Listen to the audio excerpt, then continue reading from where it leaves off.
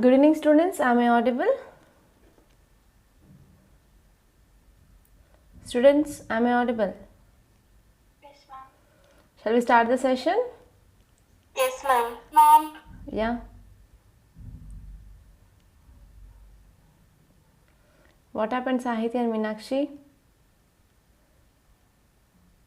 Ma'am. Yeah, tell me, Meenakshi. What happened? Nothing, ma'am. Nothing. Okay.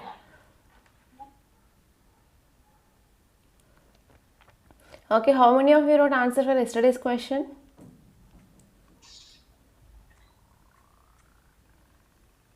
Yesterday's question, how many of you wrote answer? Kavya, Thiru, Usha, Sahiti, Shruti, Divya, Galaxy. Yeah, Thiru, you wrote, okay. Yeah. What about you, Shruti? Yeah, done, ma'am. Yeah, very good. Divya, Kavya? Ma'am, diagram also, I tried to include, my diagram is not perfect, but I tried to include diagrams of every thing, ma'am. Okay, very good. Tidy one diagram. I'm poor in drawing, that's why. Okay, no, nothing will happen, okay? Just try, then automatically you can improve. So what we studied in yesterday's class, so what we understood, so what we discussed, so what you get, what you got, tell me. Soil formation, landforms, and their evolution. Geomorphic by running water, ma'am. Okay, can you tell me some depositional features of running water?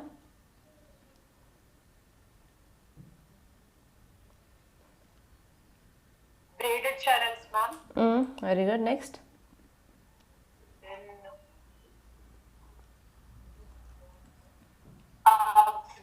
lake, point bug.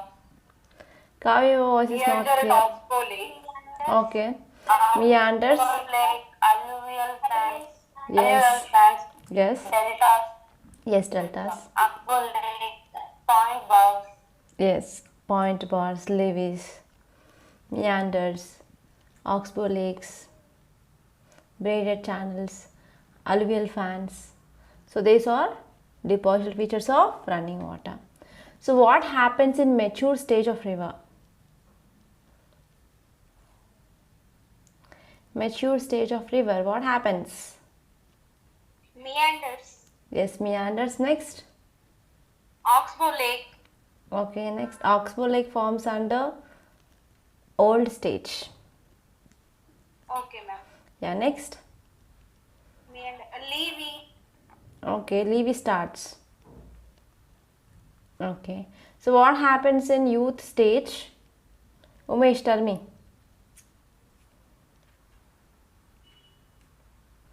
What happens in youth stage of river? So what are the landforms? Erosional or depositional structures? Anyone? Yes. Vertical erosion, Yes. shaped valleys, Yes. bottom soils, Yes. gorges, rapids, Yes. channels, Yes, yes. So those will be seen in youth stage. So can you tell me depositional features of groundwater? alluvial fan, Not, I'm asking about groundwater, not running water, Meenakshi. Groundwater. Yeah. Tell me. Yeah, stalactites, stalagmites, and pillars. Yes, very good. So shall we start our today's class? Are you ready? Yeah, yes, ma'am. So today we are going to discuss 3 topics. So first one is landforms which formed by wind. Okay. So landforms formed by wind. So as you all know that we have a lot of geomorphic agents. For example, wind, running water, groundwater, waves and glaciers. So here these winds are also one of the geomorphic agents which will cause erosion. So those comes under the landforms which formed by erosion, and after erosion, so these eroded particles, they will be deposited in one place. So that will form depositional features. So here in this winds also we have depositional features and erosional features. So where we can see the heavy flow of wind, in which area? Any idea? Near to sea area, ma'am. Okay, near to sea. Next. Desert, ma'am.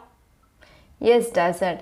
So in desert we can see this landforms. So why only we can see this type of landforms in desert? Any idea? Ma'am, in desert, soil is very loose. Yes, soil is loose. Next. So the wind is depositing huge structure. Yeah, I am asking why. What is the reason? Anyone? So why this wind is forming these erosional landforms or depositional landforms in desert areas? Why not in other tropical areas?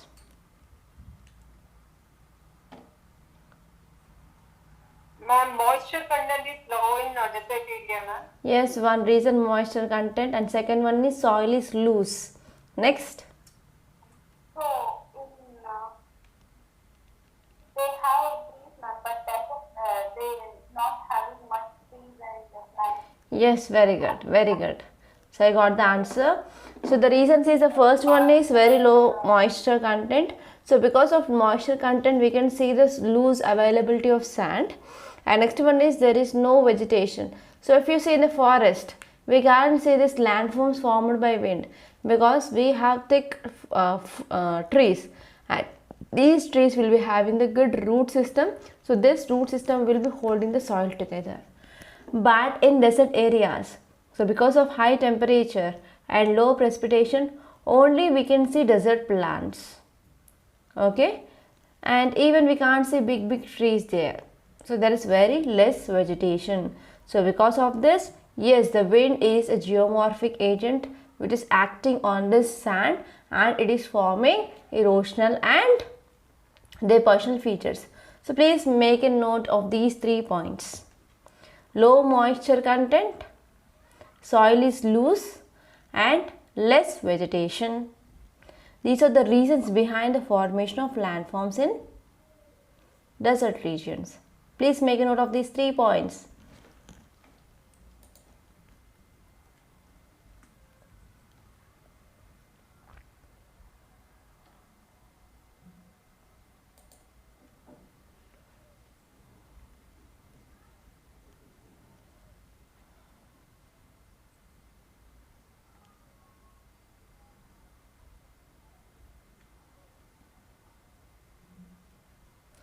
Done?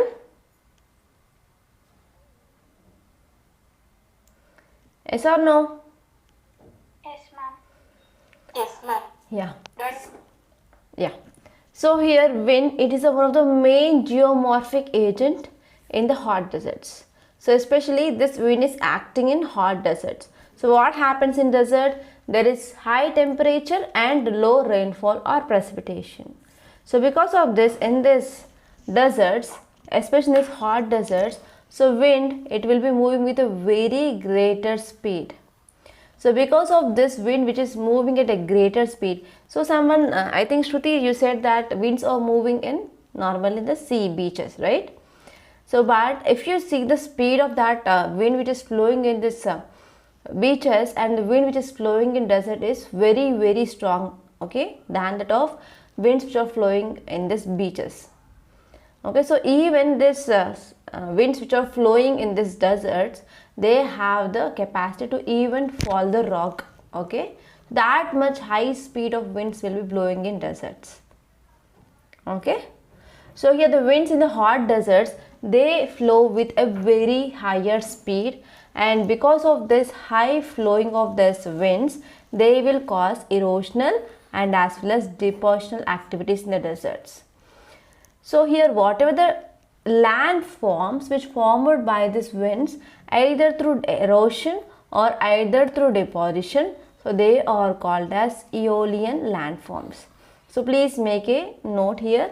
This landforms which were formed by this wind, they are called as aeolian landforms. So please don't confuse with these alternate names.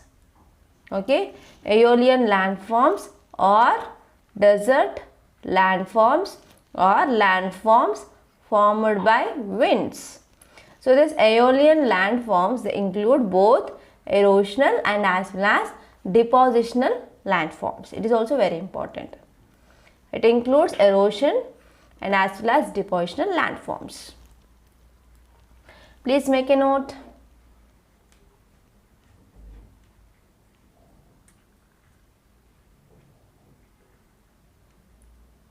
Done? Yes, done. Yes. So the process, it is not unique on Earth. So this landforms formed by wind, it is not only seen on Earth. So even we have other planets in our solar system. For example, on this Mars also we can see these dunes which formed by the winds. Okay. So you can get a statement like, so these aeolian landforms are seen only on the Earth. It is not only on Earth, even on the Mars also we can see this type of structures. Clear? Clear. Yes, ma'am. So now let us see the action of wind, how it is acting. So wind, it is an erosional agent. So wind is more effective in arid regions, that means areas which is having high temperature than compared to that of this humid region. So why? Because it is having less moisture and as well as less vegetation. So you said this answer, right? So it is having less moisture, because of that soil is loose and vegetation is also very less, so that the soil is not binding properly. So because of this, it can be easily eroded by this action of wind. So wind action, which creates a number of interesting erosional and as well as depositional features in the deserts. So here you have to make a note. So by these three ways, okay, by using these three methods, so wind erosion will be happening. So first one is deflation, second one is abrasion, next one is attrition. So please make a note of these three words. So here the process of wind erosion which happens either through deflation or abrasion or attrition. Please make a note of these three things: deflation, abrasion, attrition.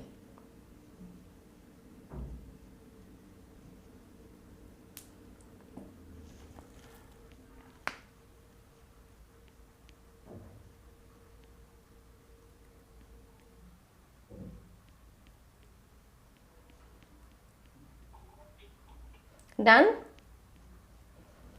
So wherever I am saying important points, so please make a note. So that will be like a direct statements in your prelims. Okay. So what is deflation? Deflation is nothing but lifting and blowing away.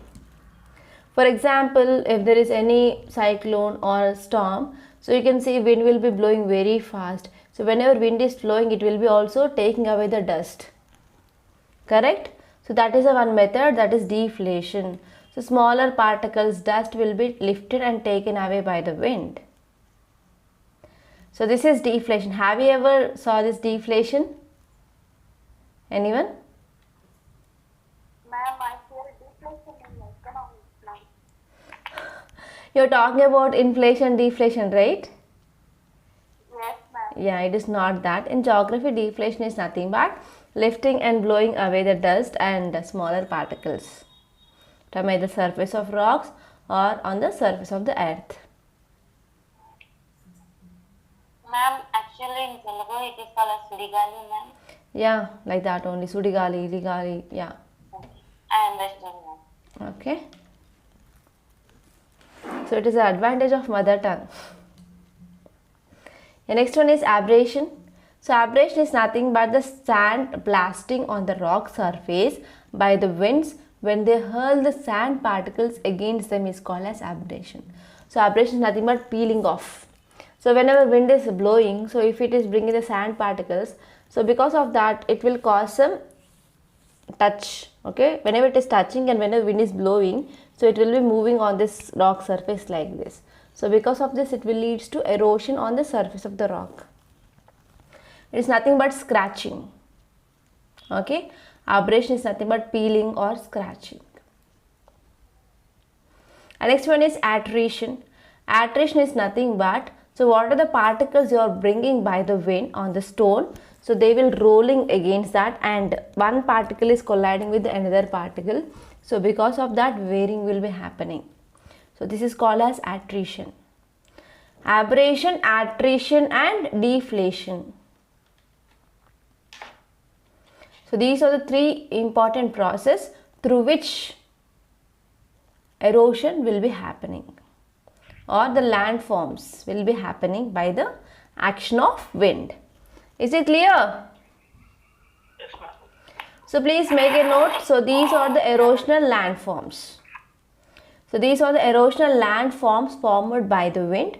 The first one is blowout or deflation. So deflation, another name is blowing out, right? So blowout or deflation basin. Next one is mushroom rock. So this mushroom rock is also called as pedestal or table rock. And next one is pediments or pediplains. Next one is deflation hollow playas. Playas, deflation hollow, pediments, pediplains, mushroom rock or pedestal rock or table rock, blowout or deflation basin.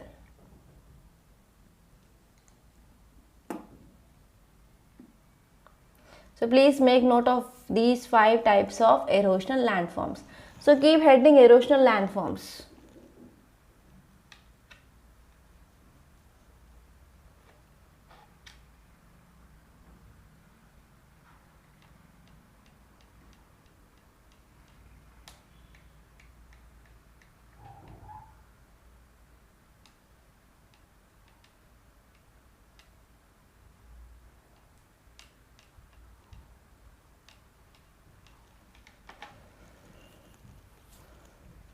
Done, students? Are you getting bored? Only 9 students. What happened to others? Why are not attending today? So yesterday actually we gave leave because Sunday. So in Sunday I have attached with this mains answer writing, and actually many students are saying that you have to take class only in evening, so that we are cancelling the classes on Sunday. So for geography students there will be no classes on Sunday. Okay, so in the weekdays you will be having the classes from 6 to 8.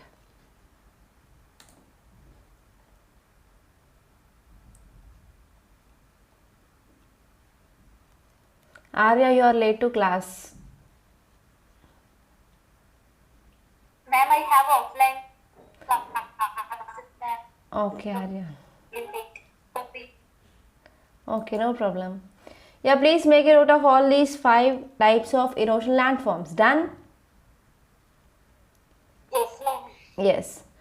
Okay, so first let us see the mushroom rock. So here again you have to make diagrams. Diagrams are very important here. So please follow me, and wherever I am making diagrams, please try to take them. Okay. For example, let us take, this is rock. This is rock.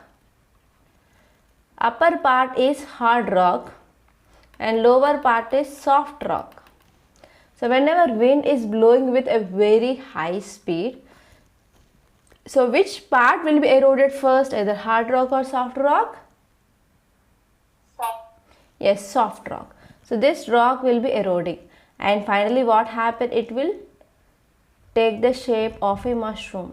So whenever wind is blowing, so the rate of erosion of this hard rock is very less compared to that of this soft rock, right? So here the round shape will be there on top, and here we can see like a stalk, and this will be appearing as a mushroom rock. So why it is called as a table rock here is, if you are going to any hotel, so whenever you will be going to the chai bunks like that, so you will be having a table like this and small stand like this, right? So the same way here these rocks will be appeared because of the erosion of the soft rock which is present below. Okay, so such types of rocks are called as mushroom rock or table rock. Is it clear? So wind is the active agent of erosion and deposition in desert ecosystem. So when winds erode the lower section of rocks more than the upper part of rocks, then rocks will be left with a mushroom like structure, and in this structure we are having a narrow base and we are having a wider top. So such type of rocks are called as mushroom rocks or table rocks. So please make this diagram.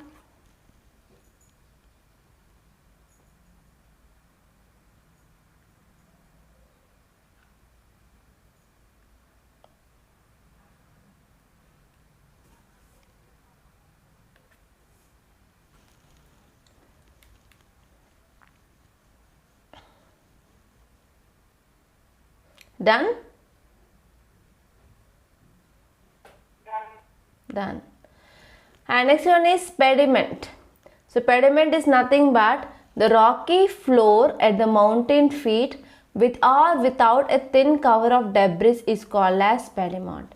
So what happened? So this is a rock. Okay. For example, this is a hard rock and again this is a soft rock. So whenever there is a wind, it is blowing like this. So this part will be eroded. Okay. And it is forming like a rocky floor at the bottom of mountain. Now this rock will be converting as a mountain like this because erosion will be happening towards side. Okay, it is forming like a rocky floor at the base of this mountain, that is called as pediment. Okay, so here the weathered rocks or boulders in arid region, they are called as pediments. So if this soft rock which had been eroded, and we can see the small rocks which is present here. So this type of weathered rocks or boulders, they are seen in this arid region, they are called as pediment. Okay, the rocky floor at the mountain feet with or without a thin cover of debris is called as pediment. Clear? And pediplain. Plain means nothing but, so we have higher relief in this desert areas to reduce to low feature of plains. So earlier it is used to be like this, but what happened? Gradually it is becoming like a plain. So such plains are called as pediplains. Okay. For example, if you are having this type of structures, so they will be converted into flat structures because of erosion. They are called as pediplains. So make this diagram also. So pediment is nothing but it is present at the floor of this mountain or at the foot of the mountain, and here pediplain is high relief structures in the desert. They are reducing to low featureless plains. Clear? Shruti, Sahiti, Arya, Yeah, ma'am. Umesh, Kavya, Usha. Yes, ma'am.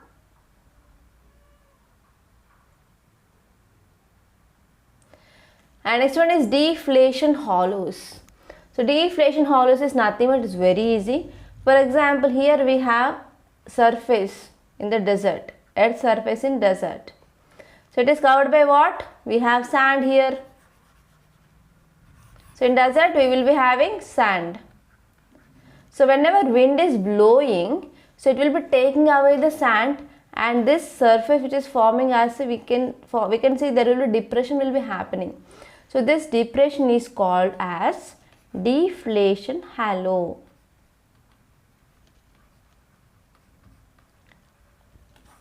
Okay. So whenever wind which is blowing out or which is taking out the sand particles from the earth surface, and it is forming a depression, shallow depression. So this is called as deflation hollow.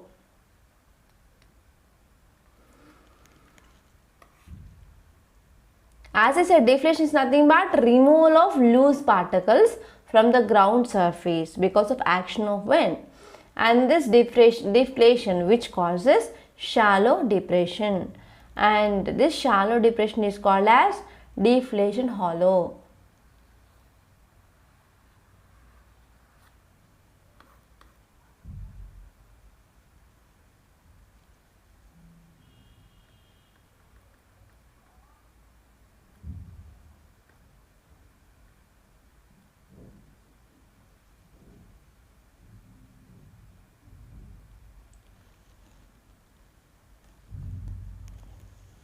Done with the diagrams?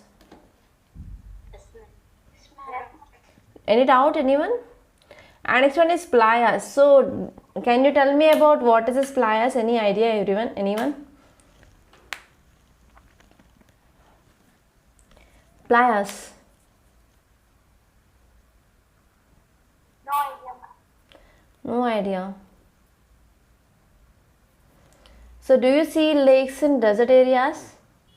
Dry lake. Yes, sometimes we can see the lakes in this desert areas. They are called as playas. Okay, so in this desert region, so for example I said because of blowout, depression hollow will be formed. So whenever the depression is deepened, so if the ground table which is coming up, that means whenever the water is coming and whenever this water is filling in this depression, it is forming a lake. Okay, so it is forming a shallow water body or a temporary lake. So such type of lakes are called as playas. Okay, in arid regions, drainage from upland regions into the lower depression, sometimes of sufficient water they are having, and they are creating a shallow water body or a temporary lake. So such type of shallow lakes which form from this deflation hollows, they are called as playas. So what is the specialty of this playas here is it is temporary, it is not permanent. And why it is temporary? If there is any again the wind is blowing means, so the sand can come and can be filled here, right? So because of this they are temporary. We don't know like when it will be present and when it will be absent. Such types of shallow lakes are called as playas, where water is retained only for a short duration because of evaporation or because of again filling with the sand whenever there is a wind is blowing out. Okay, why there is evaporation? Because always the temperature will be very high in these deserts. So because of this high temperature, water will be get evaporated. So whenever water is evaporating, so what are the salt which is present in that water, that will be deposited on the surface of this depression hollow or deflation hollow.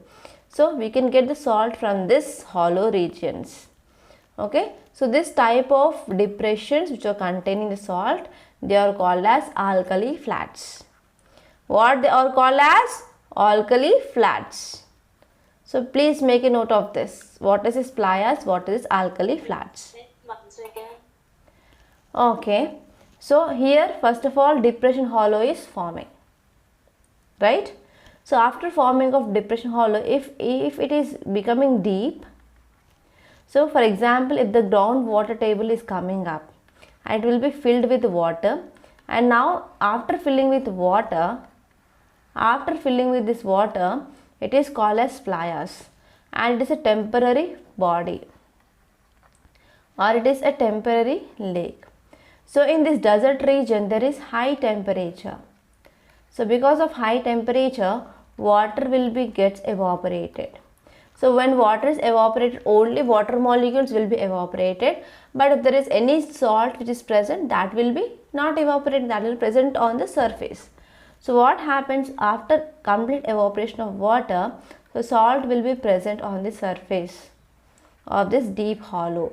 So such type of hollows with the salt is called as alkali flats. Clear, Sahiti? Yes. So make these diagrams. So now you can understand, but after 1 week if you are opening the book, again you will be missing. And you will be saying that ma'am didn't say anything.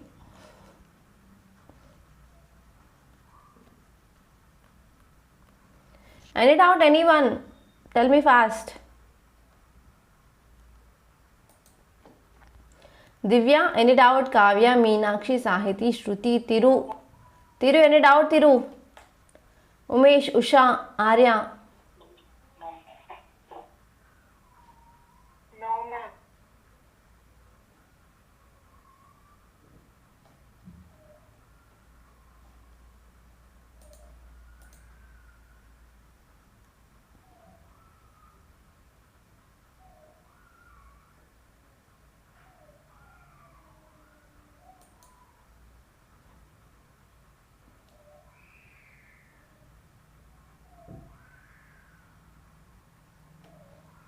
Done?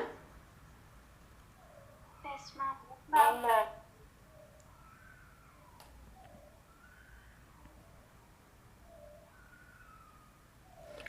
And next one is depositional landforms formed by wind. So please make a heading, depositional landforms.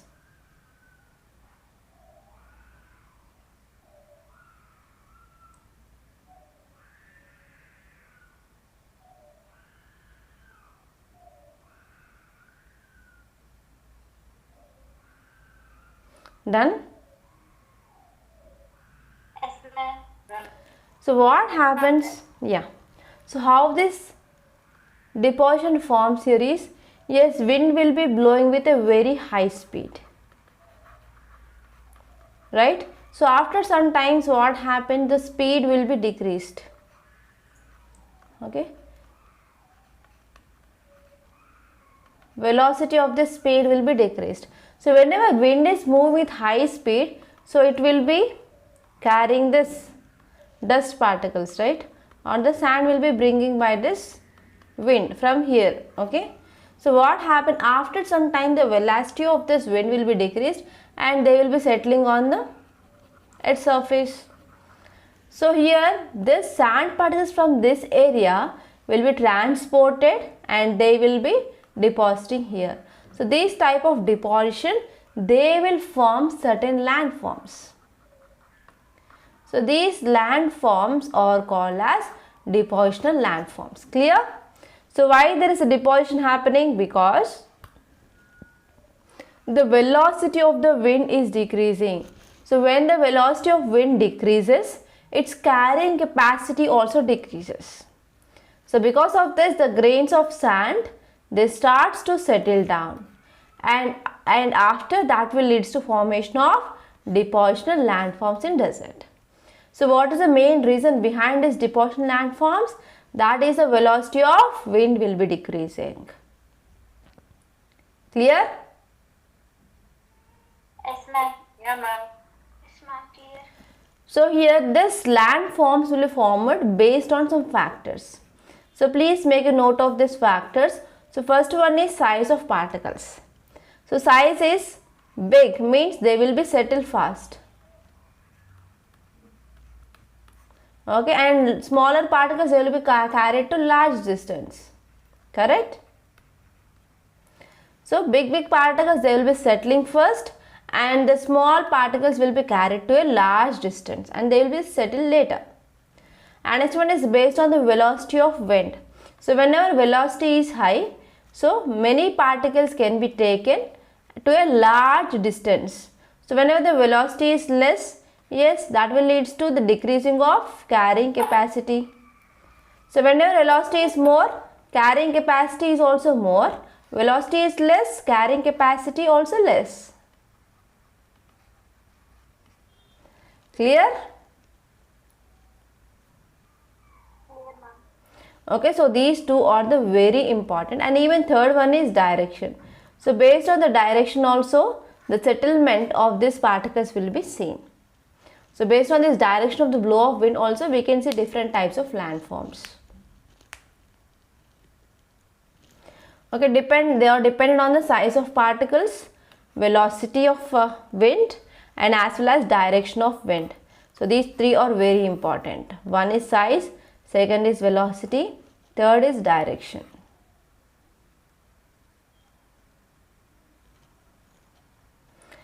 So here you have to see there are different types of deposition landforms. So why I said wind direction? So wind, it is moving like that. So wind is taking this sand particles. So they will be depositing in a perpendicular manner to the wind direction.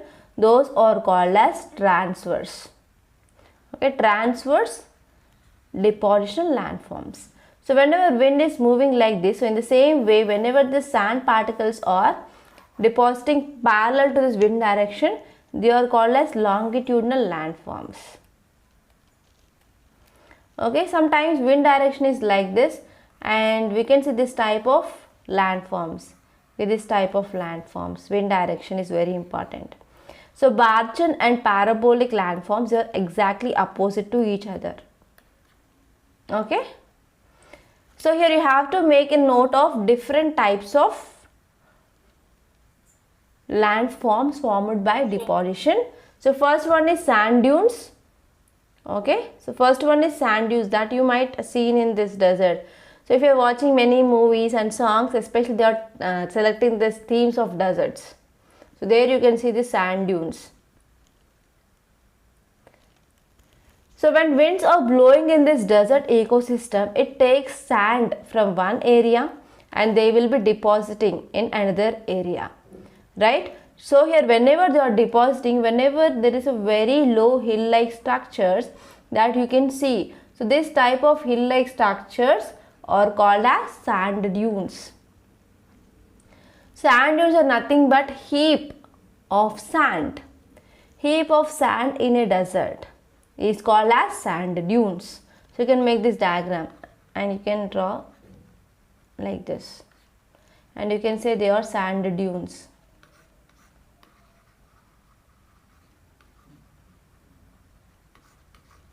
Clear regarding the sand dunes? Yes, ma'am. Yeah. In the sand dunes, we are having different types. So first one is longitudinal dunes, second one is transverse dunes, third one is crescent shape, and fourth one is star shaped. So longitudinal dunes means nothing but, so whenever wind is moving like that, deposition will be happens parallel, okay, like this. So these are called as longitudinal dunes. Please make a note, it is a wind direction. Okay, so there is a formation of dunes which are parallel to the direction of wind. So such type of dunes are called as longitudinal dunes. Longitudinal dunes formed parallel to the wind dunes. And next one is wind is moving like this, but the dunes are formed perpendicular like this. Okay, perpendicular. So here dunes are forming perpendicular to wind direction like this. Okay, such type of dunes are called as transverse dunes. Clear?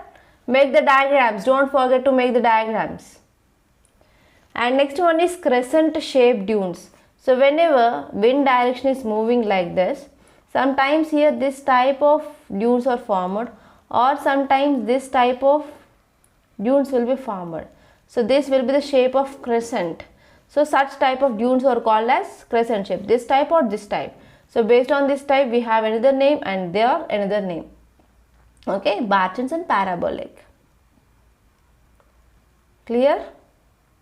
Especially there is a special type of sand dunes, like when with high central portion of dunes we can see star like domes. Okay, star like domes like this. Such type of dunes are called as star shaped dunes. So these are the four types of sand dunes formed: longitudinal dunes, transverse dunes, crescent shaped dunes, and star shaped dunes. Longitudinal dunes are forming parallel to the wind direction, transverse dunes are forming perpendicular to the wind direction, and sand dunes are forming crescent shaped, either they are Bartons or parabolic, and next one is star shaped. Any doubt, anyone here? No. First one is Bartons. So Bartons, it is a one type of crescent shaped dunes. Okay. So here wind it is moving like this.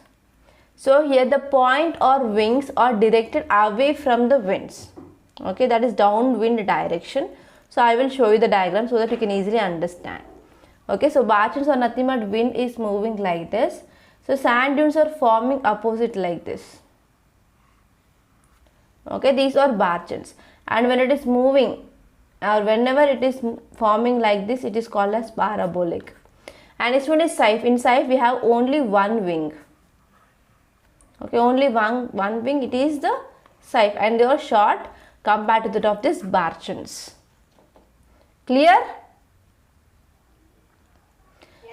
Yeah, Scythe is nothing but it is like a Barton, but very small difference is it is having only one wing like this. So normally it is Barton, but in Scythe we can see only one wing is there.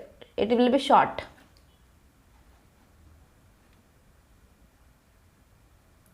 So normally these scythes are seen, yeah.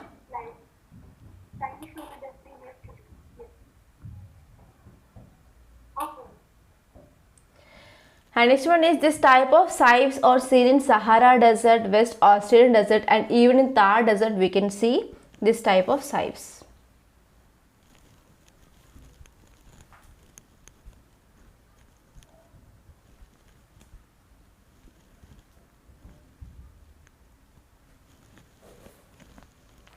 And next one is loess. Loess is nothing but the fine dust blown beyond the desert limits. For example, this is extension of desert, but here we have sand, right? So entire this desert which is having sand. But here what happened, whenever the wind is blowing, there will be spreading of the sand to the nearby land.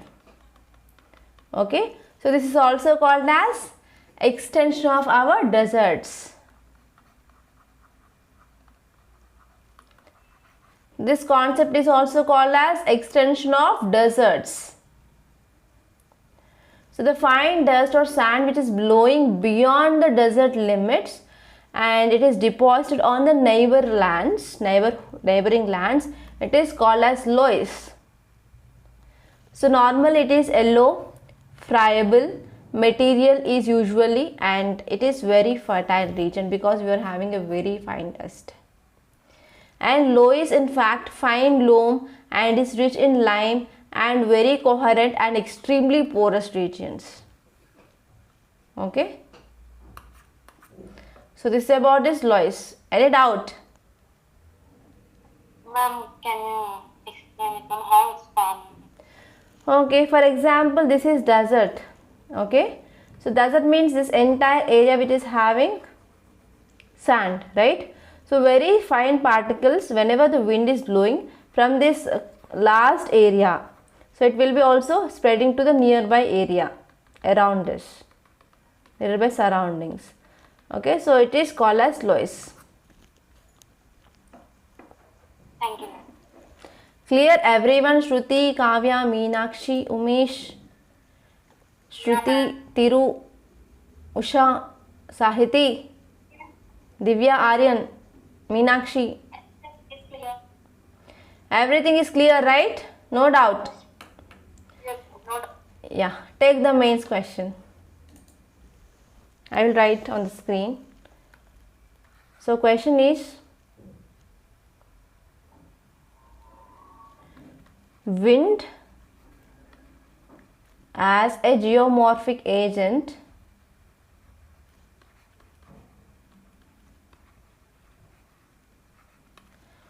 forms erosional and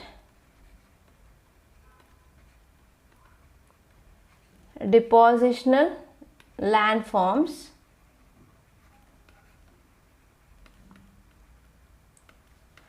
in light of this statement.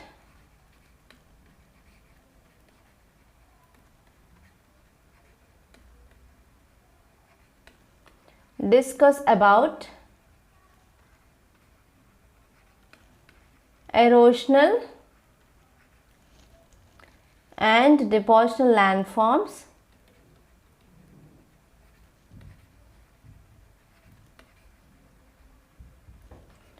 formed by wind. So 250 words again. Okay, wind as a geomorphic agent forms erosional and depositional landforms. In the light of the statement, discuss about the erosional and depositional landforms formed by the wind.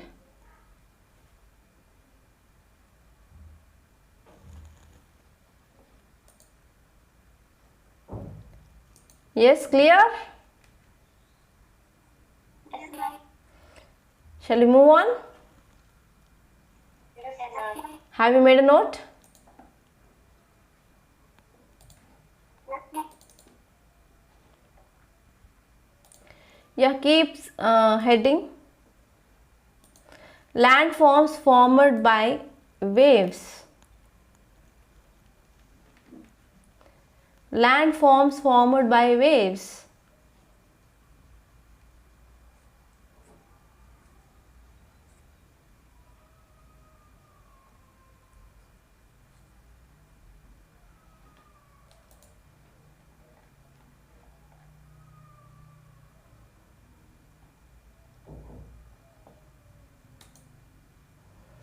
Done? So these landforms which are formed by the waves are called as marine landforms or coastal landforms. So anyone, have you been to beach? Anyone? Yes, many of you, right? So what are the structures that you have observed? So to which beach have you been, Shruti and Sahiti? Like Kovana. Okay, in Kerala. RK beach Vizag. Okay, you Vizag. Okay. So I got one from West Coast and another from East Coast. Andhra Pradesh, Nellore. Yeah, okay. So two are from East Coast and one from West Coast. Shruti, tell me, you went to beaches which is present in West Coast of India. So I will draw the diagram. Yeah. So I want to get some details from you because I had never been to beach. No one took me there. So we have West Coast Yeah. and East Coast. So first we will be talking about West Coast. Shruti, tell me which are the features that you observed, something interesting in the beach. Same only, ma'am. Not much different, but when I visited Kanyakumari, I had observed there is three seas are coming, like Triveni Sangamam, like Arabian Sea, Indian Ocean, and Bay of Bengal, ma'am. Okay. These are So some any of- structures? Ma'am, can you Yes, tell me, Meenakshi.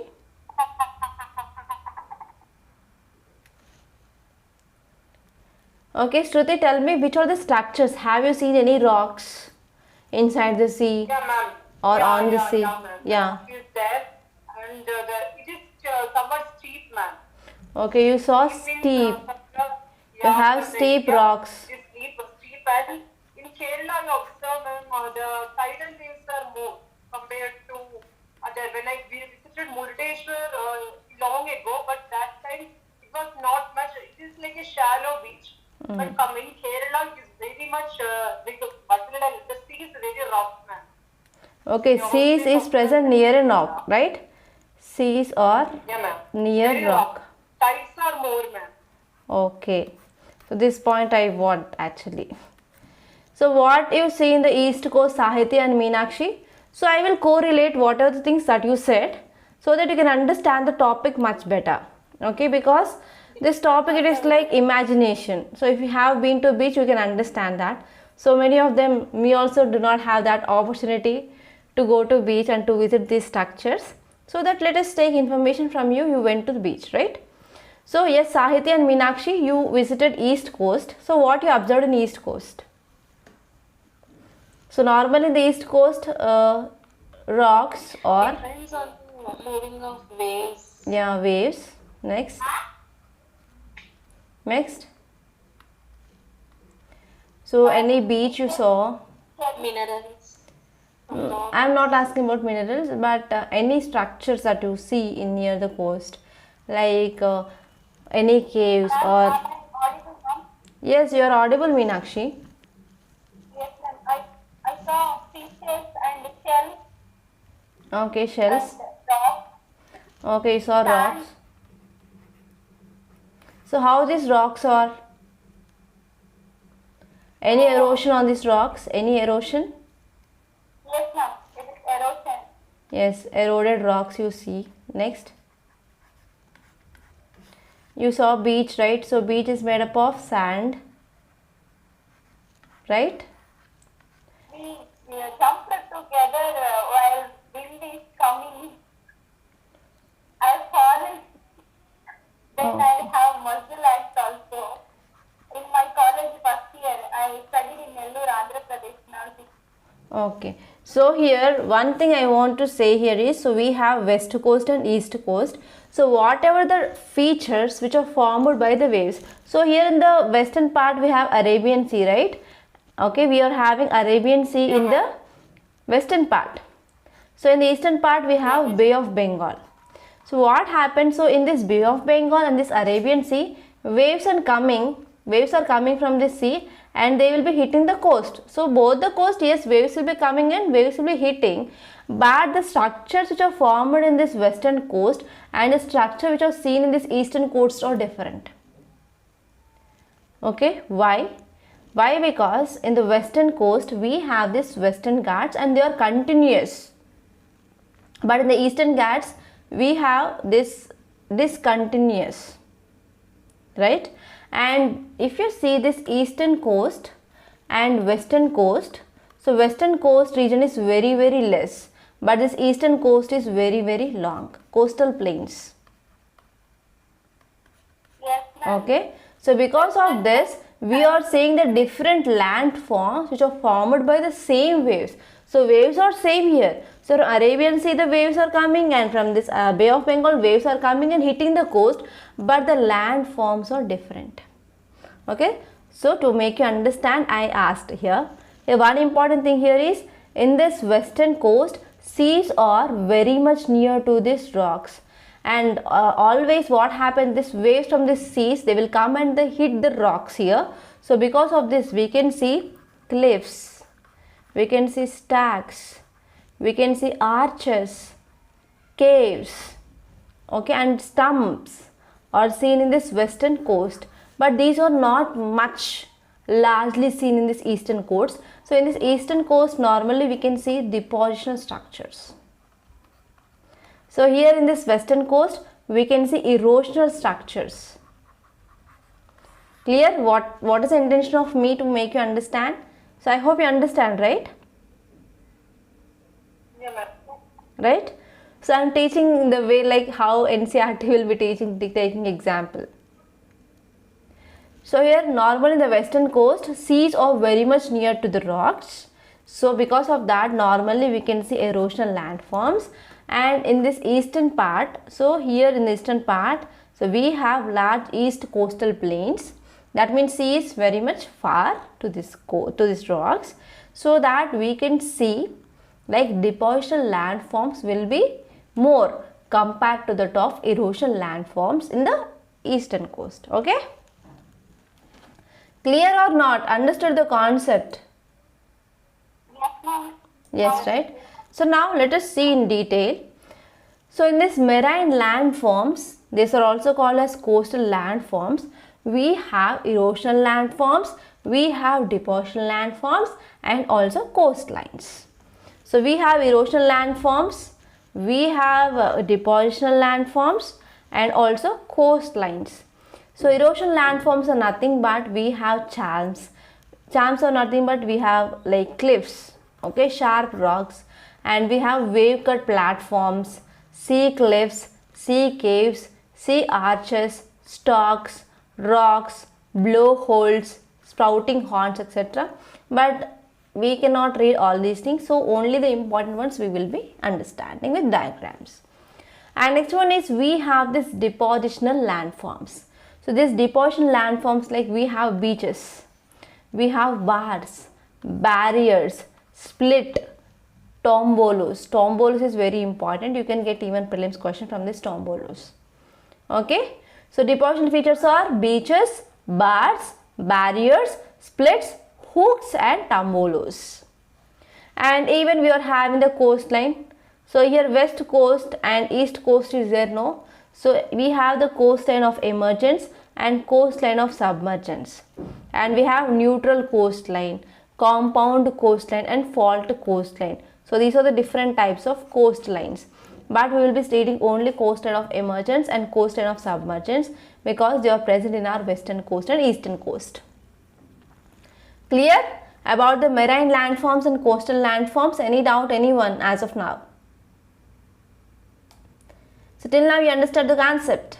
Any doubt? Yeah. Yes. Okay, so now let us see how these waves are acting. So here if you see, this is a sea surface, so waves will be coming, right?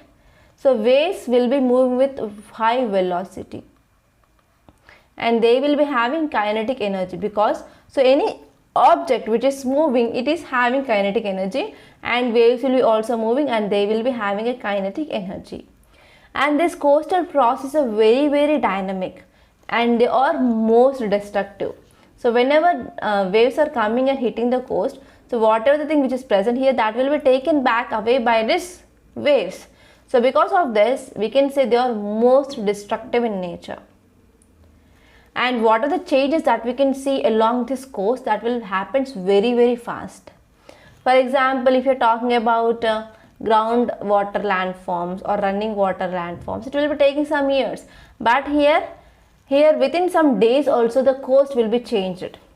And now because of climate change, there is melting of glaciers is happening. So because of melting of glaciers, so there is increasing of sea level. So because of increasing of sea level, what happened? So further fast destruction is happening, right?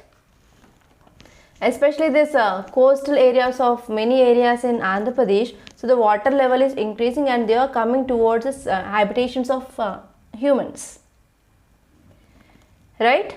So here, especially whenever there is storm waves or tsunami waves, so they can cause far reaching changes in a short period of time. So within no time here, whenever there is any storm or tsunami, that will cause far reaching changes in the short period of time than normal breaking waves. Okay, so here the action of waves is very fast and we can see very fast rate of changes which happens in the coastal region. Clear? And next one here is classification of this coastal landforms. So please make a note here, classification of coastal landforms.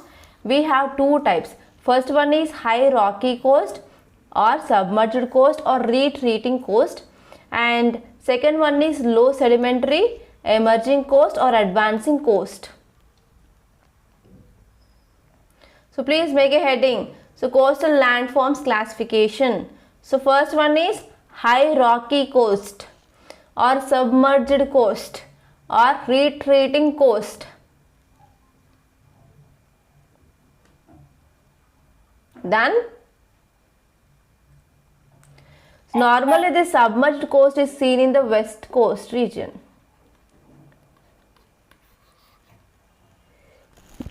Sorry. So this submerged coast is seen in the west coast region.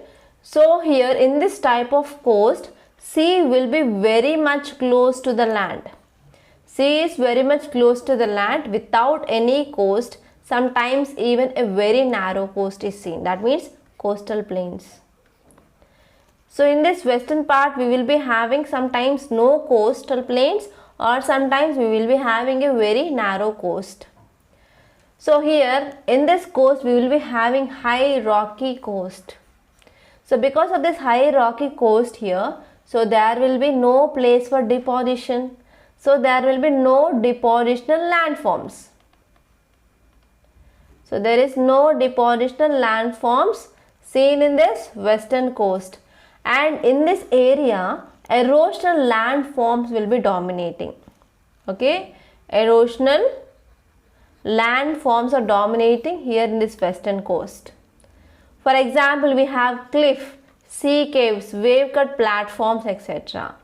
Especially the western coast of Indian peninsula, we have this type of submerged coast. So please make a note here.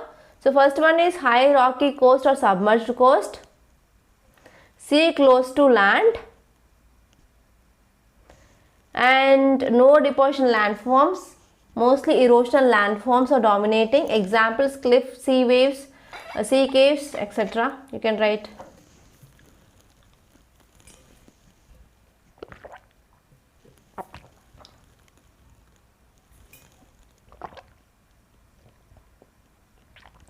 Example: western coast of India.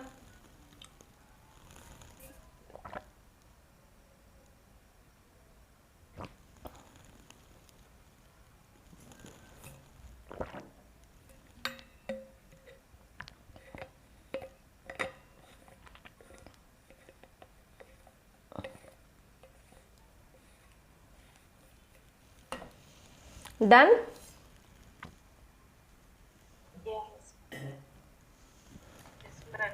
And next one is low sedimentary coast or emerging coast or advancing coast. So here what happens? So here normally this is coast. So rivers will be coming and joining the seas. And here what happened? We are having good coastal plains. So they are having enough area for deposition so that we can see the formation of deltas. So in our eastern coast we have, for example, delta of Krishna, delta of Godavari, and even Kaveri delta region, right? So because of this we can see depositional features, they are dominating over erosional features. So here depositional features are dominating over this erosional features. For example, we can see bars, barriers, spits, lagoons are the common type of landforms seen on this coast. Bars, barriers, spits, lagoons.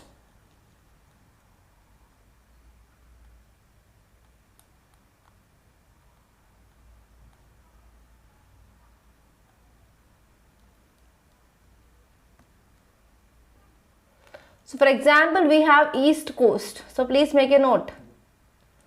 East coast of Indian Peninsula, we are having this type of sedimentary coast or emerging coast. Clear? Any doubt, anyone? No doubt. No doubt. Yeah. So now let us see this erosional landforms. The first one is cliff. Cliff is nothing but we will be seeing a big rock like structures. Here the very steep. So they are called as cliff. Cliff are nothing but high rocky coast. So high rocky coasts are called as cliff. Sometimes they will be having a gentle slope or sometimes they will be having a steep slope like this.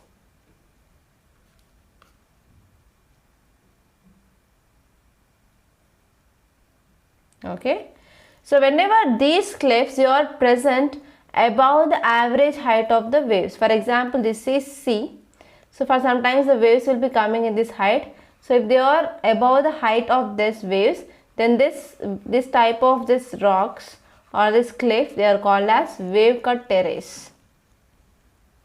Okay, wave cut terrace is whenever these platforms are height or high above this height of waves, they are called as wave cut terrace. And the next one here is one important thing. Again, if this is a rock and upper surface is hard rock and lower surface is soft rock, what happened here? We have sea like this. So we will be seeing the waves will be coming and they will be hitting this rock. So this soft rock will be eroded first. Okay, lower part will be eroded easily and sometimes they will be forming like a hollow. This will be hollow here. So this type of hollow in this soft rock which is appearing as a cave. So those are called as sea caves.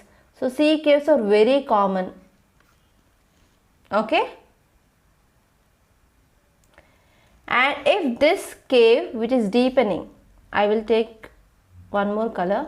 So if this cave it is deepening and it is opening on the another side, it will be appearing like an arch. So this is a rock and this is appearing as an arch. So this type of arch is called as sea arch. Clear? So if this erosion is happening day by day and it leads to the opening from this side. So if you are standing here, you can see another side. So this type of arch. So this is called as sea arch and this is the hard rock. Clear? Any doubt? Anyone? Okay. And sea stock is nothing but this is the hard rock, right? And this is normally soft rock. So if there is any crack which is seen on this rock, so these waves are coming and hitting in this. So what happened? This crack will be happening deeper and finally this part will be divided like this. So this part will be divided like this, and here water will be moving freely. So this is called as sea stack. So this is called as sea stack. So these sea stacks, if they are looking like islands in the sea, they are called as stratum's. That means what happened? So further some erosion will be happening and the height of this sea stack will be decreased to stump. Okay, they are called as stumps. So you can see this diagram. So normally if there is any crack, large crack which happened, so whenever waves are coming and hitting, whenever the waves are coming and hitting this rock, sometimes what happened because of the pressure, so sometimes the cracks will be happens. So whenever that crack which is growing size and it is forming like a cave, it will be hollow inside, you can go inside. So this is hollow, it is called as a cave. So because of this deep erosion, what happened? So it can be visible from both the side, it is called as sea arch. And if there is a break here and this part is separated and this part is separated, so that is called as stalk. Okay, and whenever there is a decreasing of the size of the stalk, and that is called as a stump. Clear? You can make this diagram, it is very much clear. So we can make this diagram. So this is a crack, this is cave, this is arch, this is stalk and stump. So this dotted lines is the original shape of this rock, but because of action of these waves, so we can see different types of features formed: crack, cave, arch, stack, stump. And you have to make these dotted lines also like this. So make this diagram fast.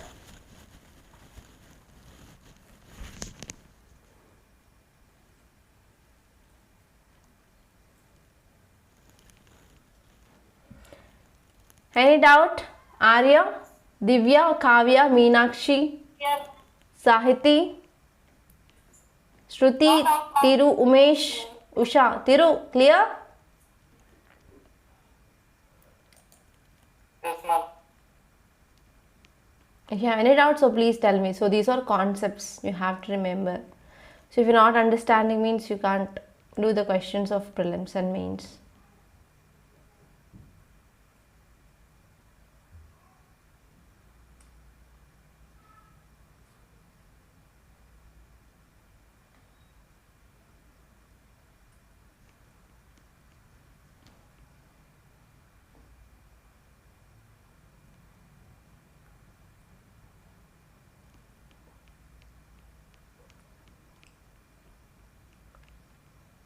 Make this diagram fast. You can also make Ma'am, this. stem leaves after it get eroded, right? Yes, stalk will be eroded and it will form stump.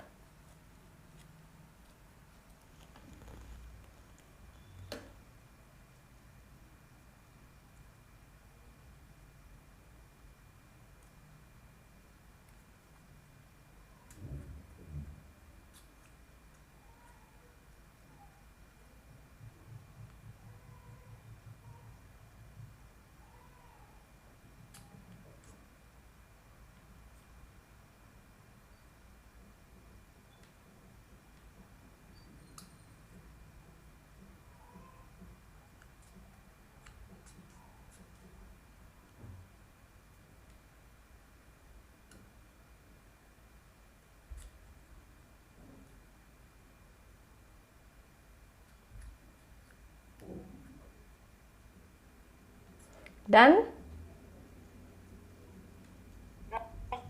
Everyone?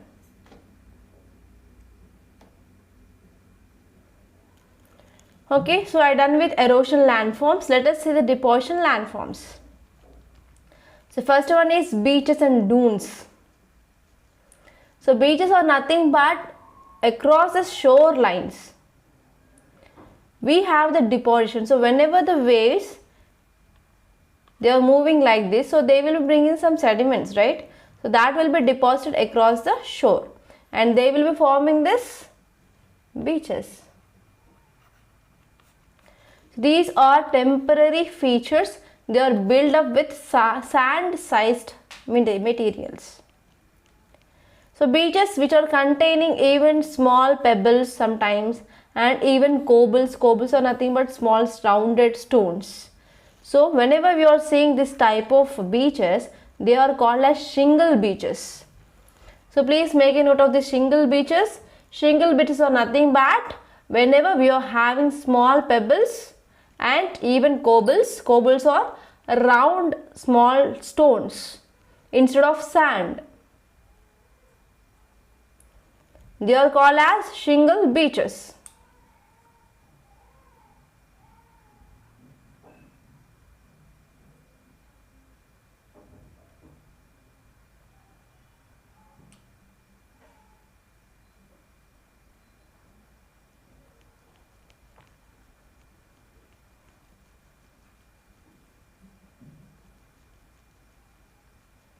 Done? So sand dunes are nothing but in the how this in this winds also the sand dunes that we saw like that only the waves will be forming the beaches along the ridges which are parallel to the coastlines. So whenever the waves are coming and they are forming this depositing sand, and they will be going back. Okay, they will be depositing like that and they will be going back. So this type of ridges which are parallel to the coast, they are called as sand dunes. Okay, clear? Yes, ma'am. And next one is bars, spits and lagoons. So you have to know this concept. So nothing but here we have coast. So here we have the sea. Okay, here we have sea. So near this coast, so there will be deposition of sands, gravel, etc. Okay, so here this type of deposition which is happening near to the coast. Okay, so this is acting as a barrier between the shore from the sea. Okay, shore from the sea, it is called as bars. And whenever this bars which is joining with the coast like that and is forming either like this or either like this, they are called as spit. Lagoon means nothing but again the deposition happening and it is forming like this. So enclosed area, it is called as lagoon. Lagoon means nothing but it is a lake like this.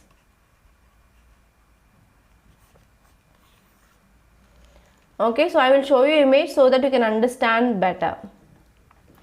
So this is sea and this is the coast, right? So whenever there is a formation of deposits like this, it is called as barrier, and it is joining this coast like this, it is called as barrier spit.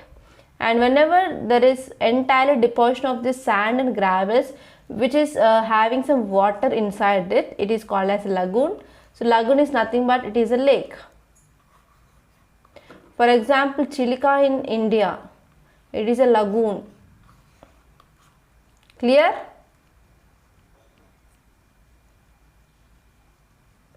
And next one is tombolo. Tombolo is very important. So here we have island and the area which is connecting island and mainland. So this is called as tombolo. Tombolo is a deposition landform in which an island is attached to the mainland by a narrow piece of land. Okay, so here we have island and this island is connected to the mainland through a narrow piece of land, and this narrow piece of land is called as tombolo. Clear? So lagoon is nothing but, so whenever the deposition of this bar is happening and is developing to spit on the both side and water is trapped inside it, it is called as a lagoon. For example, Chilika and Pulicat lakes are examples of lagoon lakes in India. So make this diagram fast.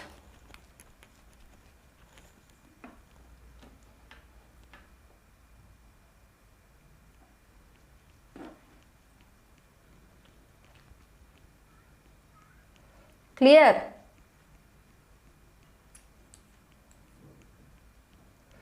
So sand dunes are formed in both waves and also winds.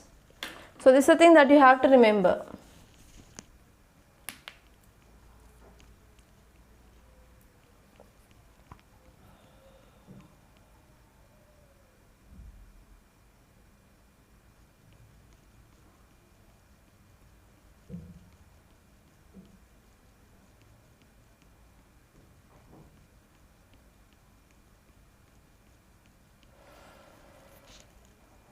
Done with the diagram?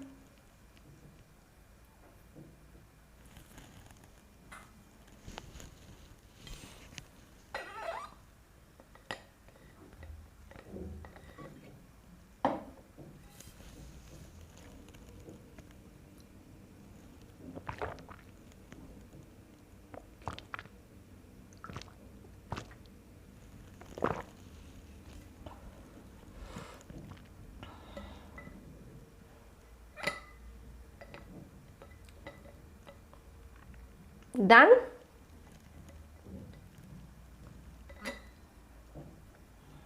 Yeah, ma'am.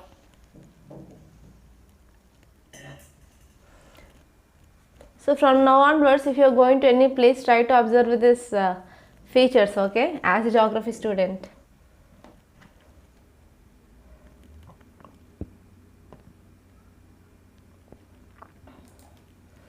Clear with this topic, everyone? Aryan, Meenakshi, Sahiti, Usha, Divya, Kavya, Yes, ma'am. Tiru, Shruti, Umesh, everyone. Yes, ma'am. Ma'am, one of the slide which is mentioned about theta and silicate like that slide. I will share you the notes after once class is done, Meenakshi. Okay. Okay.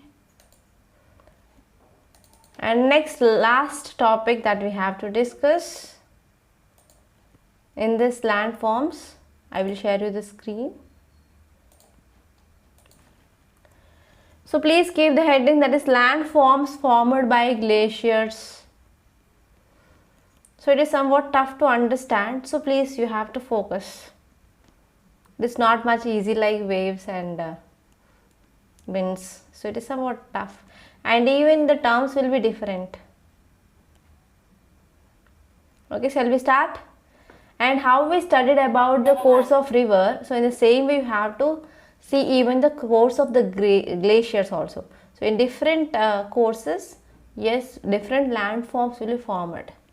Okay, it is like somewhat running water. So what is the meaning of glacier? Anyone knows about this glacier? So have you ever Yeah, heard? they are the icing cap, ma'am, over the mountain, ma'am. Yes, very good. Icing cap on the ground. Okay, so glacier is nothing but it is a large mass of ice.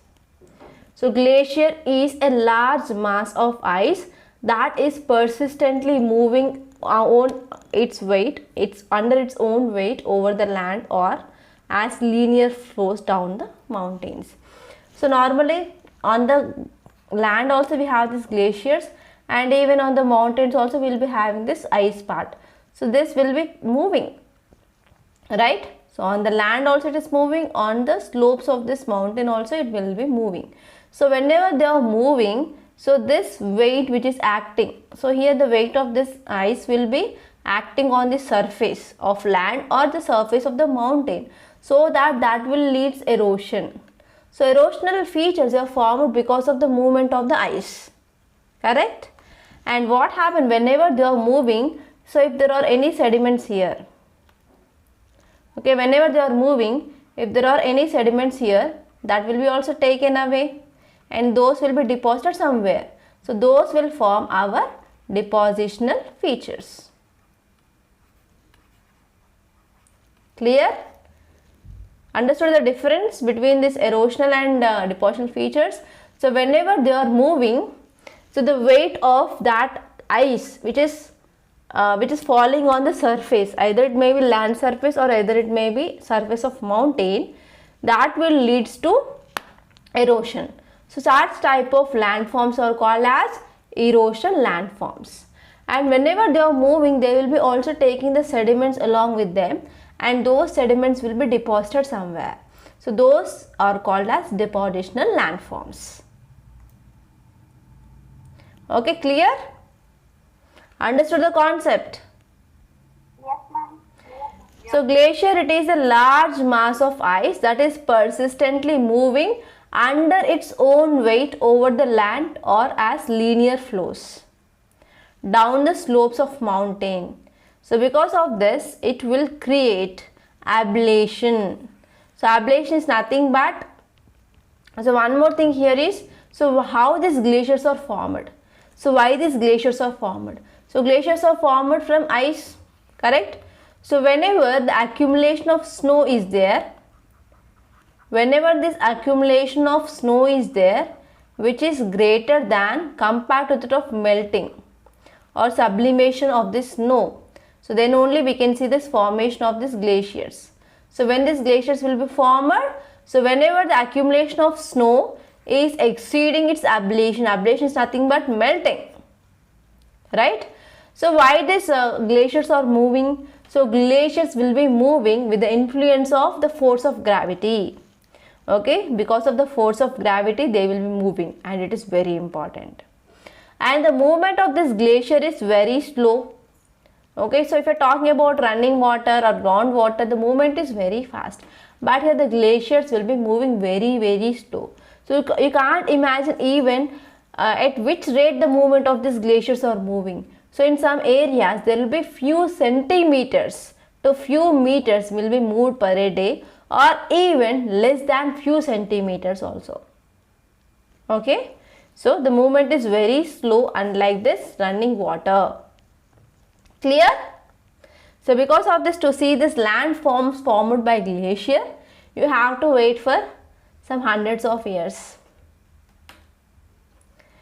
So if we are talking about the types of glaciers, we have 4 types. So please make a heading, types of glaciers. So we have normally 4 types of glaciers based on morphology and also thermal characteristics and behavior. Based on morphology, thermal characteristics and behavior, we have 4 types of glaciers. So first one is continental glacier, second one is ice caps, third one is Piedmont glaciers, fourth one is valley glaciers. So wherever current affairs is there, from now onwards we are going to discuss this current affairs also, because till now we didn't get any current affairs. So from now onwards, if there is any current affairs, we are going to discuss that. Okay, even the volcano and earthquake we discussed, right? Okay, so please make a heading, types of glaciers, and write these 4 types: continental glaciers, ice caps, Piedmont glaciers and valley glaciers.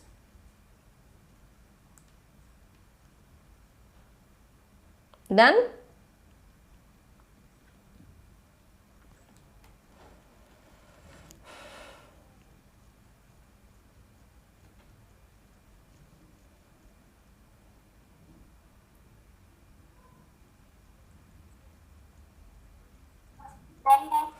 So first one is continental glaciers. So they are nothing but they are continuous mass of ice, and they are very larger in area. For example, Antarctica, Iceland and Greenland. So they are present on the land surface. Okay. So continental glaciers are continuous mass of ice, and sometimes it will be having area which is very large, even more than 50,000 kilometers square. For example, Antarctica, Iceland and Greenland. And next one is ice caps. So ice caps are nothing but we have mountain ranges. So on these mountain ranges, it is covering with snow and ice. Okay, so they are called as ice caps. So ice caps will be having normally less area compared to that of this continental glaciers. And next one is Piedmont. So what is Piedmont? So we have mountain on one side, and at the base of this mountain we have these glaciers. Those are called as Piedmont glaciers. Correct? Piedmont Plateau, Piedmont Plains, Piedmont Glacier. Are you connecting this? Yeah, Piedmont glaciers are nothing but continuous ice sheet which is located at the base of mountain or the foot of mountains. For example, Malaspina Glacier in Alaska, which is an important famous example of this type of glacier.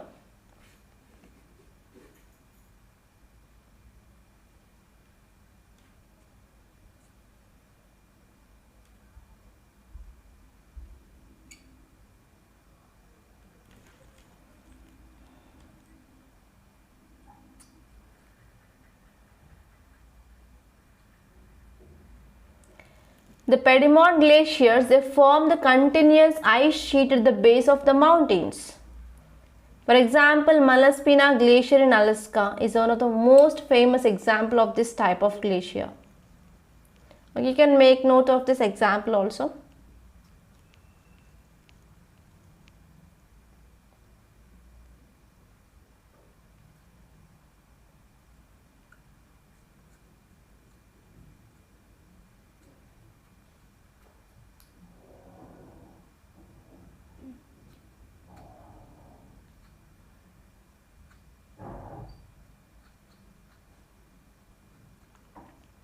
Done?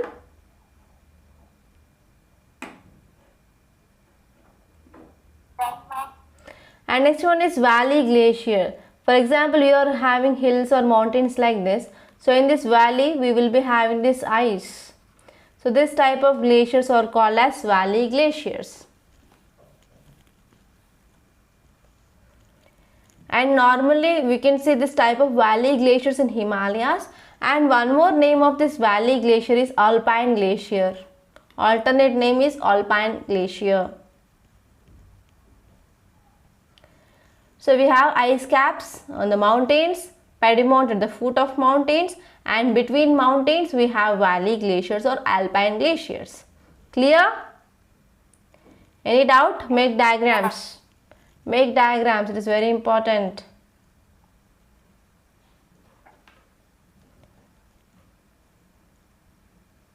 Done with the diagrams, everyone.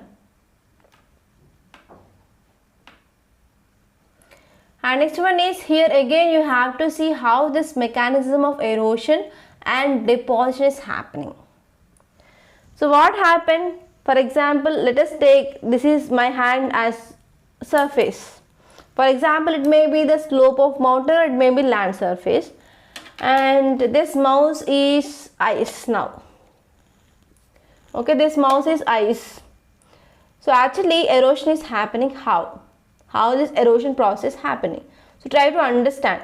So whenever this ice which is present on the surface, so this ice which is having its own weight, right? So whenever it is moving, so entire weight of this ice will be falling on the surface. And whenever it is moving, it is causing friction. Correct? The first one is, it is causing friction because of this sheer weight of ice. So because of this friction, it is causing erosion. For example, let us take on this surface of this mountain or surface of the land. Earlier, before formation of glacier, we have small rocks or small boulders. On this, the ice which had been settled.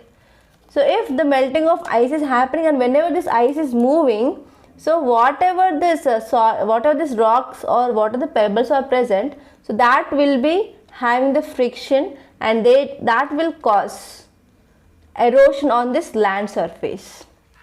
Clear? So first one is because of this weight of ice causing friction. Friction is important reason for the erosion. Okay. So here we have to see which are the factors responsible for this erosion. So here the factors which are responsible here is velocity of flow. Like at what speed it is moving. It is moving slow or fast. So if it is moving slow, a high amount of friction will be there. If it is moving fast, means less amount of friction. First one is velocity of flow and next one is gradient of slope. So for example, this is mountain. So this part is mountain, for example. So here we have steep slope. So whenever the slope is steep, this ice will be moving fast. Okay, this ice moving very fast. So the steep is gentle, means ice will be moving slow. So whenever the slow moving is happening, that will be more erosion. Understood? So gradient of slope and velocity of flow. So in velocity, whenever there is high velocity, less erosion. Whenever there is low velocity, high erosion. Okay. So in the same way, slopes are steep and gentle slope. So gentle slope leads to more erosion and steep slope less erosion. Correct?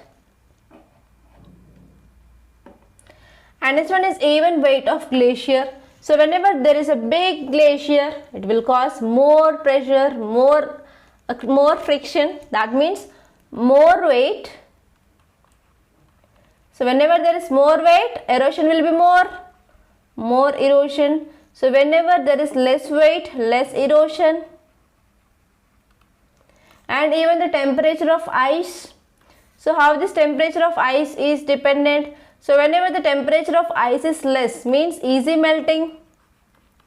So whenever melting, will be the fast movement. Because of water layer which is present between this ice and surface of the land, it will be causing slippery. And whenever the temperature is more, there will be less melting and more friction. Correct? So these are the some important factors on which the erosion is determined. Understood the concept? Temperature is erosion is Less. low. Yeah. So whenever there is high temperature, okay, high temperature melting will be happening. Right? So melting is happening means water layer will be formed, so that it will be very, very slippery. So the movement of ice will be fast.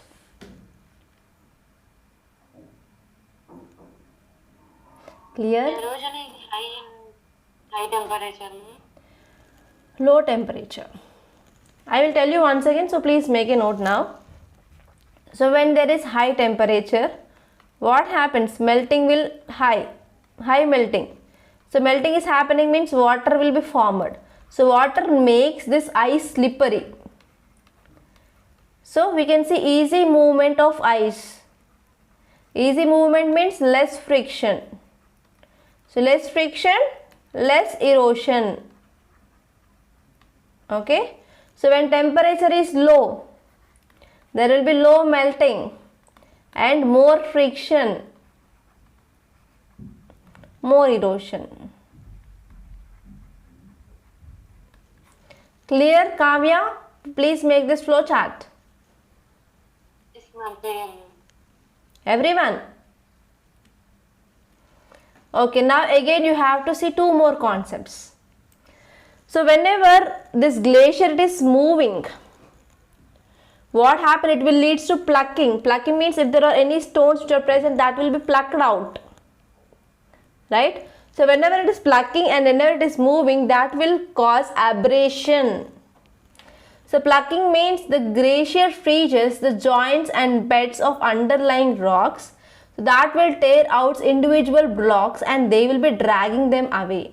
So I will show you the image. So for example, this is ice. Whenever it is moving like this, so what are the rocks which are present, okay, on this surface, that will be plucked, that will be removed. So this is called a zone of plucking. And what happened? This will be taken away. So whenever it is taken away, it will be causing abrasion. Okay, abrasion means scraping. They will scrape on the bedrock. So if you are taking the sand paper and if you are rubbing on any surface, it will cause some abrasion, right? So the same way, whenever glacier is moving, so stone plucking is happening, and because of that, abrasion is happening. Okay, abrasion is nothing but glacier scratches, scraps and polishes the floor. So because of this, it creates huge erosion on the surface. Okay? Clear? Make this diagram fast. You have to know what is the zone of plucking and what is plucking and abrasion.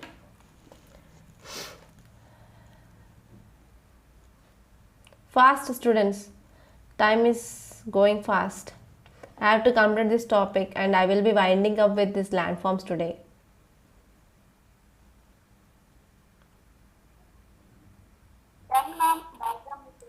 Done? Everyone? Yeah, ma'am. Yeah. So here you can also see one more diagram so that you can understand how this glacial plucking is happening and how this aberration is happening. Okay.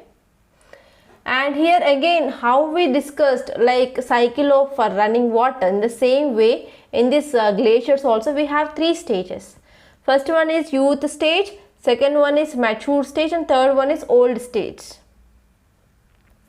Okay, so what happened? So in this first stage, so whenever this glacier started moving, so it will causes only erosion. Erosion will be very much dominant. So we can see formation of cirque, arrates and horns. So we can see cirque, arrates and horns in this first stage. It is dominated by erosion. And the second stage here, deposition will start. And after forming of this cirque is nothing but the main valley, so the lateral valleys will be forming. For example, hanging valleys, they will be starting in this mature stage. Okay, cirque is nothing but main valley. Okay, so after that lateral valleys, so what happened in rivers also we studied that first there will be the only one stream will be moving, so there will be poor integration. Okay, in the first stage, and later on it will be developing its tributaries, right? So in the same way in these glaciers also, first whenever this ice or glacier is moving, so it will cause erosion and it will forming like a small valley. It is called as a main valley, that is cirque. So after that the lateral valleys will be developed, for example hanging valleys. Clear? Any doubt? So we are going to see that terms in detail, so then you can understand. And next one is in this old shape, in this old stage, emergence of U-shaped valleys are seen. Okay, and even depositional features will be starting here. For example, drumlins, eskers, etc. Okay, youth stage, mature stage and old stage. Clear? And let us see which are the erosional landforms. So we have to discuss cirque, horns, arrates, glacial valleys, fjords, hanging valleys. And this fjords question is appeared in 2023 mains. Yeah, ma'am. Right? Yes, please make a note of this. Cirque, horns, arrates, glacial valleys, fjords, hanging valleys.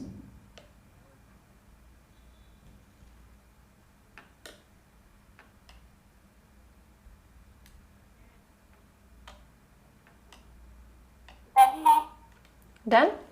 So first one is cirque. Cirque is nothing but, so this is mountain. So this is zone of plucking.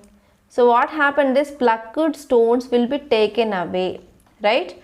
And that will be causing a small valley like thing. I will show you one more image. Okay, so it is a valley like thing. So in this yellow line you can see the movement of this glacier that happened. Okay, so that is called as cirque. Okay, cirque is nothing but it is a horseshoe shaped deep long wide trough.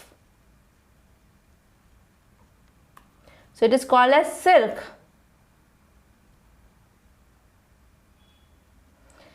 After melting of glaciers, sometimes in this cirque, in this valleys, so water will be filled.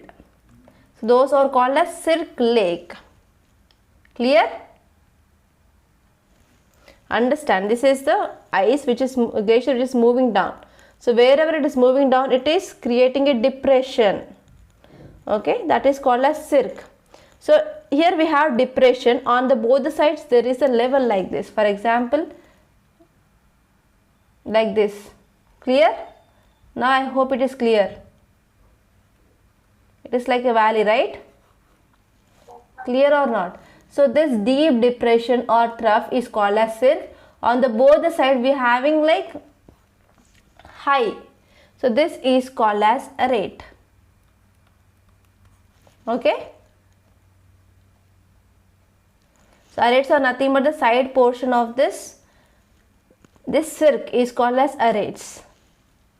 So next one is pyramidal peak. So pyramidal peak is also called as horn. Horn is nothing but, so this is mountain. So here there is one cirque, here there is one cirque, here there is one cirque. So we can see this will be very sharp, right? So this sharp peak of this pyramid is called as horn. Horn is nothing but the top portion. So here we have one cirque, here we have one cirque, like that. That will be forming a sharp structure on the top. It is called as pyramidal peak or horn. Clear these three terms: cirque, arrêtes and pyramidal peak or horns? Clear? Okay. So here you can see in this diagram. So this is a valley. This called here we can see this valley. That is called as cirque. Cirque is also called as Kori. Another name of cirque is Kori. And the next one here is on the both side we have arête, and this is the pyramidal peak. So whenever the water which is filling here, that is called as Kori lake or cirque lake. And next one is glacial valleys. So what happened in this old stage, we see U-shaped valleys, right? So there will be the lateral erosion which is seen in the same lake running water. So these glaciated valleys are trough-like and U-shaped with wide flat floats, and these are very smooth. Okay, so they are called as glacial valleys. So what happens in this valleys, whenever the glacier is disappearing, so water will be filled sometimes. So this is called as ribbon lake.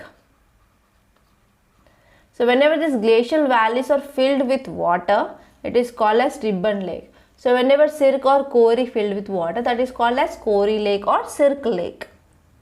Clear everyone? Any doubt?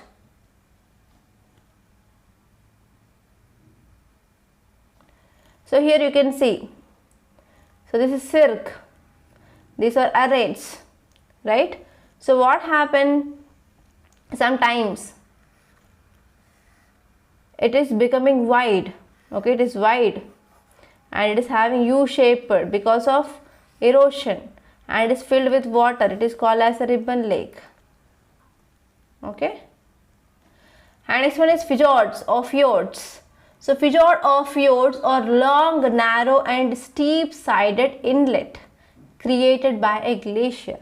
So here we are having a glacier, but because of waves, what happened, the erosion which happened here, and because of that here we can see the water which is entering, right?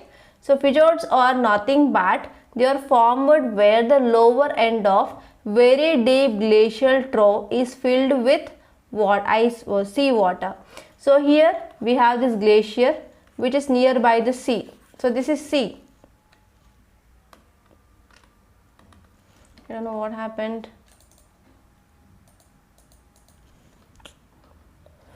One minute. Okay, next one is fjords, right? Yeah, fjords is nothing but here we have glaciers. So here now it is very much near to water, like we have sea. So from sea what happened, waves will come and waves will be acting on that, so that we can see erosion, right? Erosion caused by waves. So what happens, sometimes lower end, okay, so glaciers lower end, they will be got eroded with these waves, and now they will be filled with the sea water here. Okay, so these type of landforms or erosional landforms are called as fjords. Okay, so they are long, narrow and steep sided inlet. So they are the action of both glaciers and as well as waves. So they are formed when the lower end of very deep glacier trough, okay, very deep glacier trough is filled with now sea water here. So here you have one glacier, here we have one glacier, so between them water is flowing. So it is called as fjords. So fjords are commonly seen in Norway, Chile and New Zealand. So I will be showing you the image. So here we have glaciers. So here we have glaciers, here we have glaciers, but here we have sea water also. Those are called as fjords. Understood the formation of these fjords? Like this. So here we have a deep glacial trough, and this trough, it is filled by water, and even they will be helpful for navigation also. Okay, next one is hanging valley. So hanging valley is nothing but tributary valleys. So normally these tributary valleys, they will be start in the mature stage of these glaciers. So we will be having a main valley, and normally from other sides, these hanging valleys, they will be coming and joining this main valley.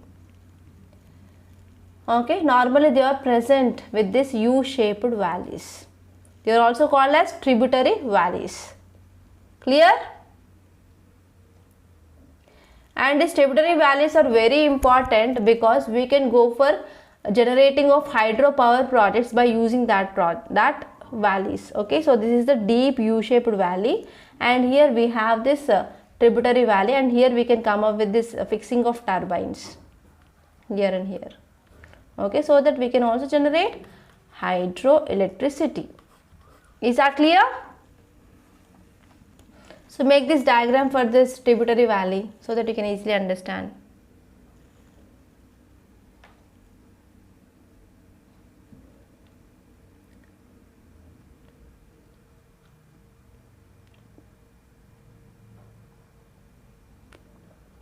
Clear? Done?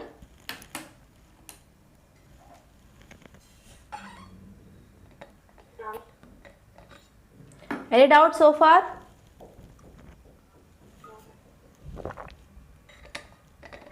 Are you following, or you are getting sleep? No, ma'am. Following, ma'am. I can't see you, right? So that I am asking this question. And next one is depositional landforms. So we have 4 important landforms that you have to see. So first one is outwash plains. Second one is moraines, third one is escarps, fourth one is drumlins. Outwash plains, moraines, escarps, drumlins. So please make a note of these 4: outwash plains, moraines, drumlins, and escarps.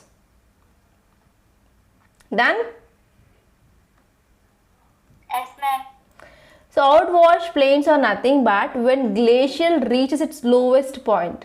So it is the lowest point, right? So from here, so it is moving and finally it reaches this lowest point, and here it is melting, right? So whenever it is melting, so whatever the sediments, so what are the sediments are there, so those sediments will be deposited here. For example, rock debris, clay, sand, clay, etc. So that will be depositing here. So and it is forming like a plain. So it is called as outwash plain. Clear? So what are the sediments it is bringing? So after reaching the lowest point, so that will be deposited as a plain. So that plain is called as outwash plain. So what are the sediments are there? So we have rock debris, we have clay, we have sand, we have gravel, etc. Clear? Yeah. So here you can see this is outwash plain. So here glacier is coming and it is reaching the last point, and after that it is depositing the sediments and it is forming a plain here. So this plain is called as outwash plain. Okay, and next one is moraines. Moraines are nothing but these are the long ridges of deposits of glacial till. So glacial till is nothing but the sediments which are bringing by the glacier. All together we will call as glacial till.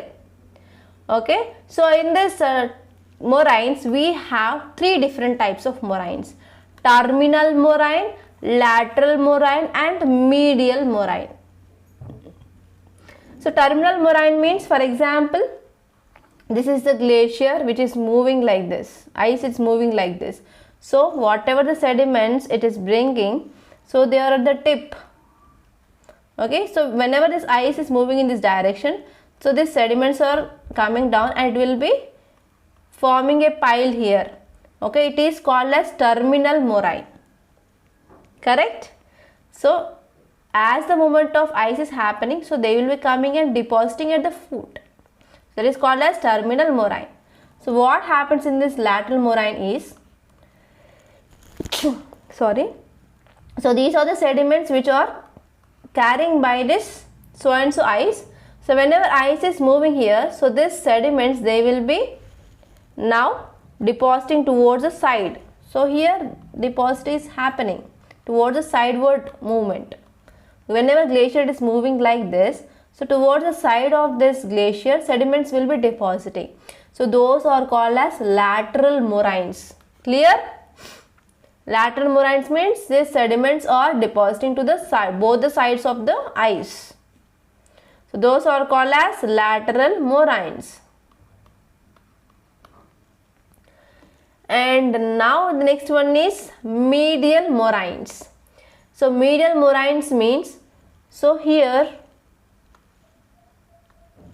we have one ice which is moving downwards, and again there is one ice which is moving downwards, and here this is also the lateral moraine of this second movement of ice. So whenever this lateral moraine and this lateral moraine 1 and lateral moraine 2, they are joining together, then that is called as medial moraines. Clear? Understanding the concept? Any doubt? Yeah, ma'am. Any doubt, anyone?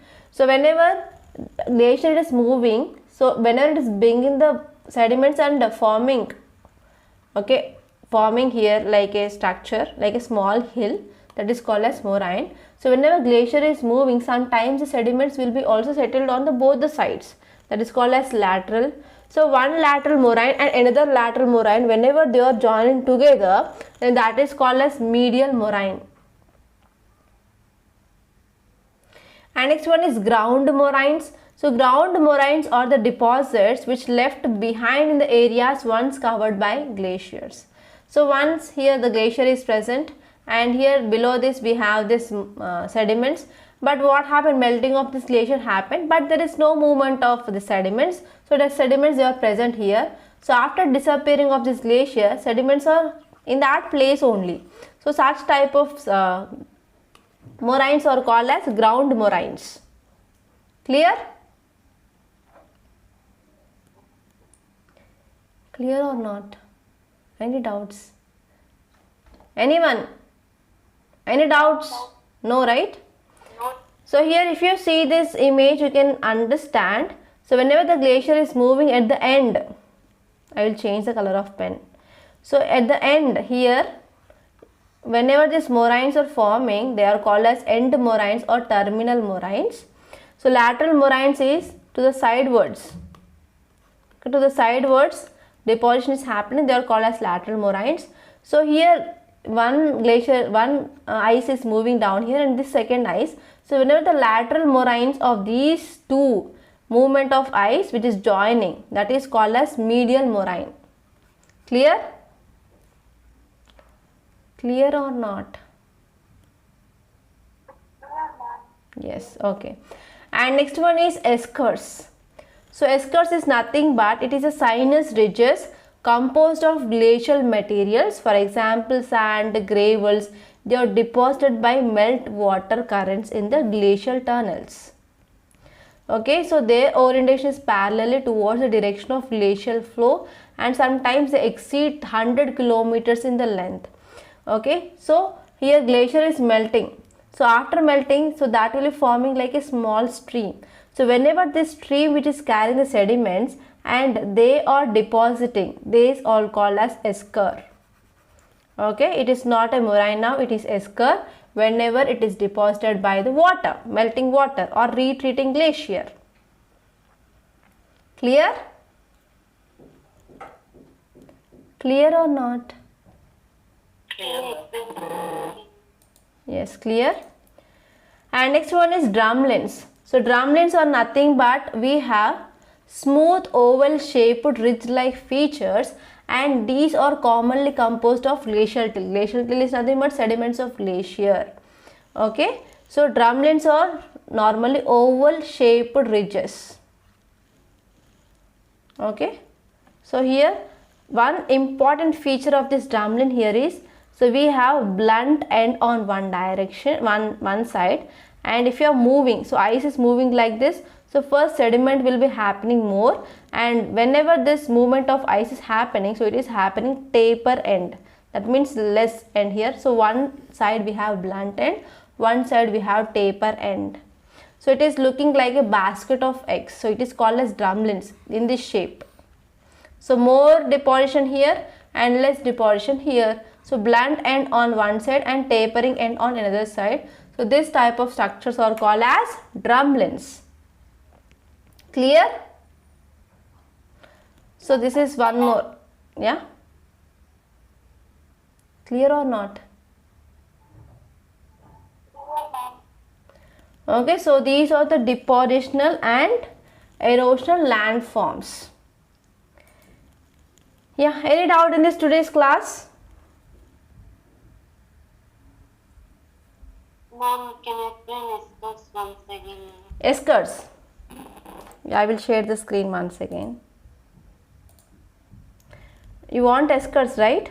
So eskers are nothing but these are the deposits, right? So they are containing sands and stones.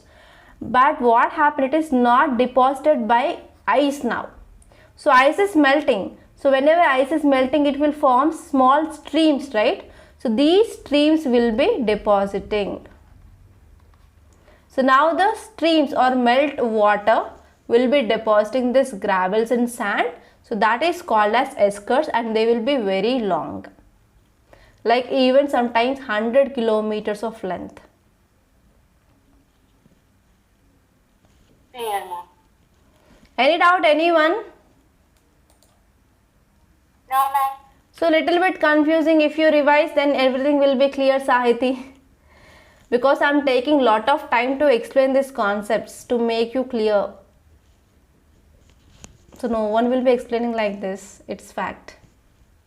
I think Umesh will be knowing everything. Right, Umesh? Understood the concepts, everyone? Umesh, Kavya, Divya, Shruti, Thiru, Arya, Usha, Sahiti, Meenakshi. Any doubt, anyone? Clear, right? Everything? No doubts at all? Okay, so tomorrow we are going to practice the questions because already the time is up and we completed the landforms chapter also, and tomorrow we are going to start with a new chapter. Okay, and revision is very important. Try to revise the topics and I will be sharing the notes today itself. Okay. Okay. Thank you, ma'am. Yes, thank you so much for attending this class. Bye bye and good night. Take care.